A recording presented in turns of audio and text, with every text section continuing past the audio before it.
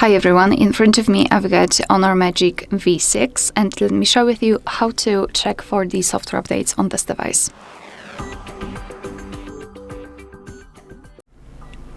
Alright, so first of all, the internet connection, make sure that you've got one, and I highly recommend using Wi-Fi instead of mobile data so you can avoid some additional charges.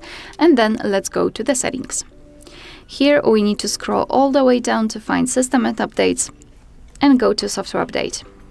Now your device is checking for the updates, and basically you can meet two different scenarios.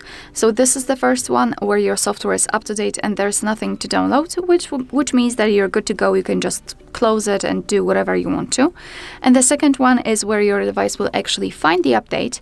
It will show you the information about it, what has been fixed, what has been added, and then you will be able to tap on download or install and apply the update, which I highly recommend to do. Alright, so that will be all. Thank you so much for watching. Please hit the subscribe button and leave the thumbs up.